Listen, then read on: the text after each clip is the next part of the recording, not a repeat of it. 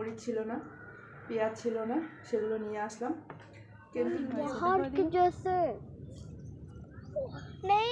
জল তো গরম হয়ে গেছে প্রচণ্ড। দেখো এখানে বথুয়া শাক দিল কতটা। Hello guys, good morning, welcome back to my channel blog with Mou channel. তোমাদের সবাইকে জানাই অনেক অনেক স্বাগতম। বড়োদেরকে প্রণাম, ছোটোদেরকে আমার তরফ থেকে অনেক অনেক ভালোবাসা জানিয়ে আজকের ভিডিওটা আমি এখন থেকে স্টার্ট করছি। দেখো আমি এখন ঘর মুছতে লেগে গেছি। এটা আমার প্রত্যেক দিনের রুটিন। সবাই স্কুল অফিসে চলে গেছে, আমি এখন বাড়িতে আছি, তো কাজগুলো ঝটপট করে নেবে। তো আমি এখনও আমার ওই কাজ কী বলো তো, ওই ঘুম থেকে উঠে যেগুলো আমার প্রত্যেক দিনের থাকে আর কি, সকালবেলা আমার মেয়েকে রেডি করানো, ওর লাঞ্চ বক্স রেডি করানো, ওকে রেখে আসা, ওগুলো হয়ে গেছে। আর ছোটো মেয়েকেও রেখে দিয়েছি। আর অফিসে ও যাবে আর কি, তখন আমি বললাম তাহলে ঘরটা আমি তাড়াতাড়ি করে মুছে নেই। তো ঘর মুছতে লেগে গেছি, ঘর মুছে তারপরে স্নান করে নিব। আর জানো তো এতটা ওয়েদার এখানে খারাপ, কি বলবো, তার জন্য আমাকে আজকে কাপড়গুলো নিয়ে যেতে হচ্ছে ছাদের উপরে। তো তোমরা পুরো ভিডিওটা দেখো। আমাদের 10তলা ছাদের উপরে আমি নিয়ে গেলাম পুরো কাপড়গুলো। কি করব, এখানকার ওয়েদার যা খারাপ, কি আর মানে বলার মতন কোনো কিছুই নেই। একটু দেখা যাচ্ছে পুরো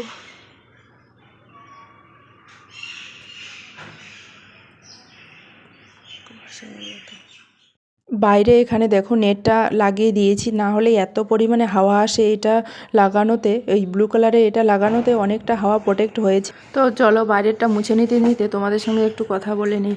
তোমরা যারা আমার ভিডিওগুলো এখনও মানে সাবস্ক্রাইব করো না, কমেন্ট করো না, প্লিজ তোমরা কমেন্ট করো।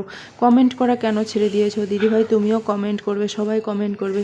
মানে ভালো লাগলেও যেন কমেন্ট পাই, খারাপ লাগলেও যেন কমেন্ট পাই। কমেন্ট করবে তোমরা। আর তোমরা যেভাবে আমাকে ভালোবাসা দিচ্ছ, আমি প্রত্যেক দিন ভিডিও দেওয়ার জন্য আমি এক্সাইটেড হয়ে যাচ্ছি। কারণ দেখো দুটো বাচ্চা সামলিয়ে এগুলো সংসারে কাজবাজ করে আমি ভিডিও করছি তোমাদের সব কিছু, তোমাদের জন্য, তোমাদের ভালোবাসা পাওয়ার জন্য। এটা কথা সত্যি, তোমরা জানি না কতটা বিশ্বাস করো যে তোমাদের জন্যই সব কিছু। দেখো ফির আরও শুরু হয়ে গেল ঠান্ডা, এতক্ষণ ছিল না, তো ডিউটি যাচ্ছে। দেখো আমাদের বিল্ডিংগুলো আজকে তাও দেখা যাচ্ছে, হাওয়া উঠলো। আমার ঘর মোছা কমপ্লিট হয়ে গেল, এখন আমি স্নান করব। আজকে ভাবছিলাম সকালবেলা ঠান্ডা হবে না, কিন্তু কি বলো তো, এই তো ওদেরকে স্কুলে রেখে এসে এতটা পরিমাণে ঠান্ডা বেড়ে গেল। আর আমার বর বলছে তোমাকে বললাম ঠান্ডা আছে কি, আমি বলছি নাই। তখন তো ছিল না ঠান্ডা, এখন আবার সেই ঠান্ডাটা পড়ে গেল। মানে সকালের দিকটা অতটা ছিল না। আমি এক্সারসাইজ করলাম এতক্ষণ করে, ঘর পোছা লাগিয়েছি, ভাবছি কাপড়গুলো বাইরে দিব, কিন্তু ঠান্ডায় আরও ঠান্ডা হয়ে যাবে। দেখো ঘরের ভিতরে মেলানো আছে এখনও, তো ঘরের ভিতরেই থাকুক। এখন আমি শাকগুলো বেছে নিব। দেখো এই ম্যাটটা নিয়েছি, তোমরা তো দেখেছো, জল গরম দিয়েছি। শাকগুলো বেছে নিয়ে আবার মন্দিরে যাব, আজকে সোমবার, মন্দিরে যাব। ঠান্ডা রে, খালি পায়ে একদম থাকা যায়। মেথি শাক আছে, বথুয়া শাক আছে, শাকের শাক, মেথি শাকগুলো এক্সট্রা করে করবো। পালং শাক আছে, শাক,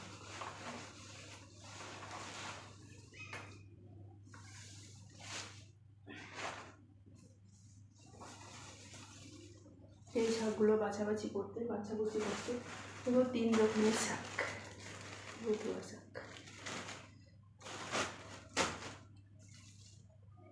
শাকগুলো বেছে নিতে তখন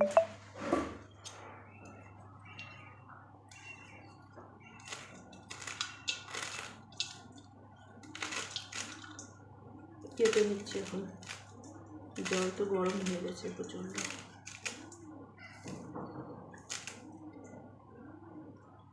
এগুলো মেথি শাক একদম বেশি টাইট।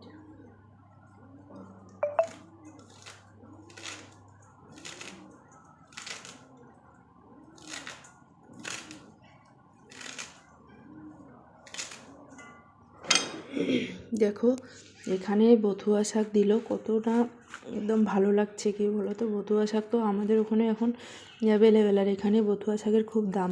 তো আমাদের পাশের রুমে যে দিদিভাইটা আছে, ও কালকে দিয়েছিল, তো ওগুলোই এখন কেটে মিক্স সবজি করব। মিক্স সবজি মানে ওই শাক, মেথি শাক, পালং শাক সব কিছু মিক্স করে করব। এখন এগুলো শাকগুলো বেছে রেখে দিচ্ছি, মন্দির থেকে এসে রান্না করব। দেখো শাক খেতে আমার ভীষণই ভালো লাগে আগাগোড়ায়।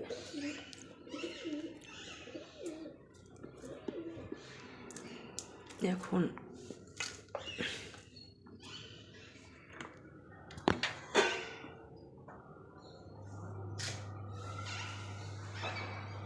দেখো বথুয়া শাক,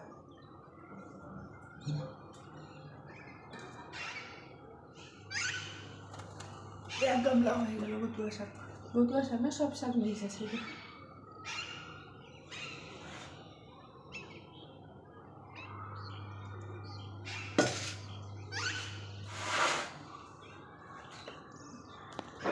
ওর আমি ছাদের উপর দিয়ে আসলাম, আমি রেডি হয়ে গেছি। দেখো চুড়িদার পরে নিয়েছি আর এই সোয়েটারটা পরে নিয়েছি, বাইরে খুব ঠান্ডা। আর এখানে ডবল ডবল প্যান্ট পরে নিয়েছি, আমি যেগুলো প্যান্ট পরি তার উপরে চুড়িদারের প্যান্টটা পরে নিয়েছি। তো চলো এখন যাবো। আমি ফোন করলাম, ও বলছে আমি এখনও রেডি হইনি।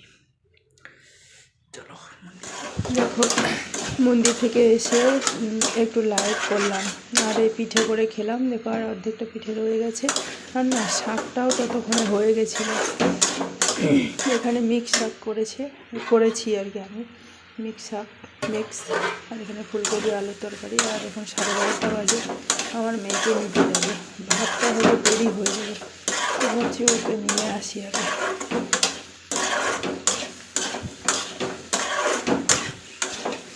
ফুলকপিগুলো নিতে যাবো, রান্নাটা হয়ে গেলে নিতে যাবো। মন্দির থেকে এসে লাইট করলাম আর শাকটা ধুয়ে ভাত মানে তরকারিগুলো রান্না করতে এতক্ষণ টাইম লেগে গেলো। ভাত বসালে এতক্ষণ হয়ে যেত।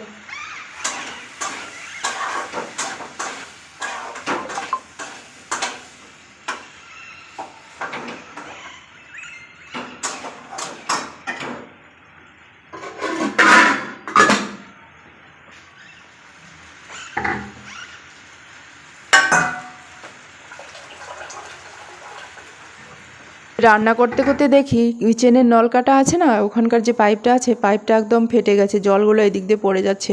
এতটা বিরক্ত লাগছে কি বলবো। ঠান্ডায় যতই বলছি জল নাড়ার মন করে না, ততই বেশি করে জল নাড়তে হয়।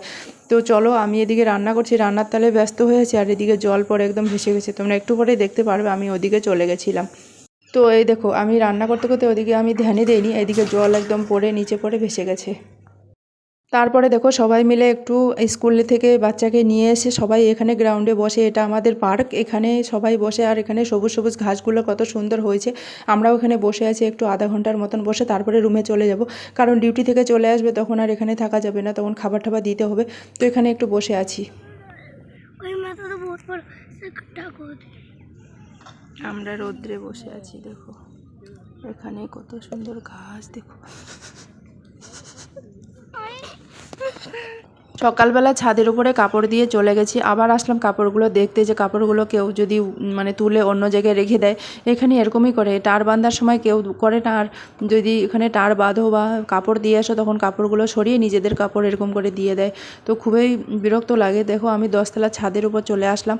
আমি 2 দিন থেকে আসছি ছাদের উপর কাপড় মেলতে, কারণ আমাদের ব্যালকনিতে ওখানে একদম রোদ পায় না, ওই জন্য আসতেই হয় বাধ্যতামূলক। কী করব এখন, মানে ঠান্ডার দিন আসলে এখানে যত কিছু সমস্যা, অনেক কিছু মানে সমস্যার মুখে পড়তে হয়। এমনিতে তো ফ্ল্যাটে জল থাকে না, আর ঠান্ডার সিজনে এরকম মানে 1-2 মাসটা একটু কষ্ট হবে, মানে পুরো জানুয়ারি মাসটা একটুখানি এরকম কষ্ট করে ছাদের উপরে নিয়ে গিয়ে কাপড়গুলো শুকিয়ে নিয়ে আসতে হবে। তারপরে ফেব্রুয়ারি মাস থেকে একটু হাওয়া হাওয়া উঠবে, তখন মার্চ মাসে তো একদম আধা ঘন্টার মধ্যেই কাপড় এখানে শুকিয়ে মানে একদম পাপড় হয়ে যায়। তো দেখো আমি কাপড়গুলো মেলে দিচ্ছি, অনেক লোক এখানে কাপড় মেলে দিয়েছে, তো আমিও দিচ্ছি। আর প্রচণ্ড ঠান্ডা পড়ে গেছে জানো তো। আর দেখেছো তোমরা আকাশটা কীরকম মেঘলা মেঘলা রয়েছে, ওই কুয়াশা কুয়াশা। এখানে না সবসময় ওই কুয়াশাটা থেকেই যায়, কুয়াশাটা যতই বলো এখানে না।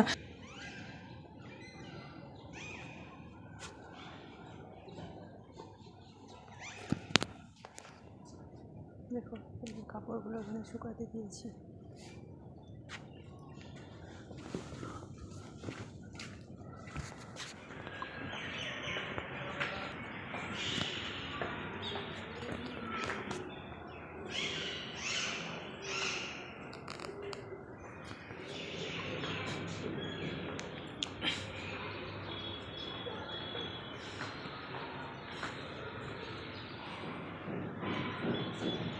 কাপড় তুলে আনলাম, দেখো একটা শুকিয়ে গেছে আজকে, মানে পুরোপুরি শুকায়নি, এখন মোটাগুলো এখনো রয়েছে।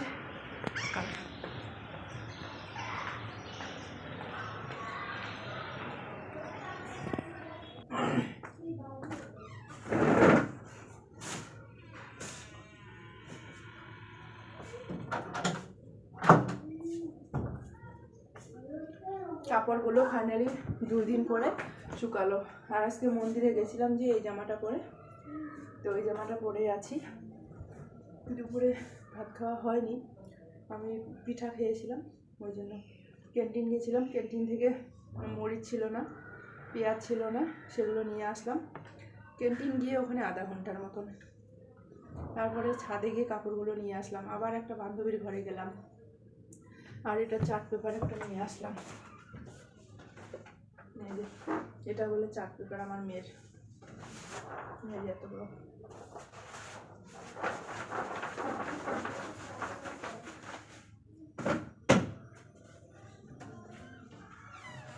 কাপড়গুলো ভাঁজ করে নিই।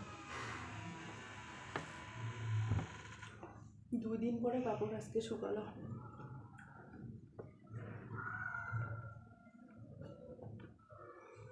স্কুল ড্রেসগুলো আলাদা করে রেখে দিতে হবে।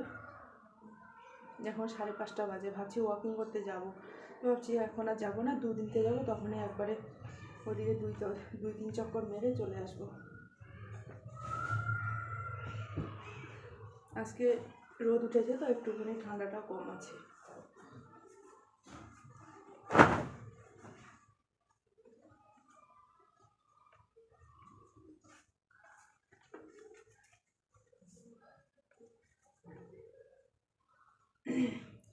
আজকে আমার মেয়ের স্কুলের এক্সাম খতম হয়ে গেল। আজকে 22 তারিখ, আবার পিটিএম হবে, স্কুলে আবার ক্রিসমাস হবে, আবার স্কুল 1 মাস বন্ধ দিবে। তো কাপড়গুলো ভাঁজ করে নিই।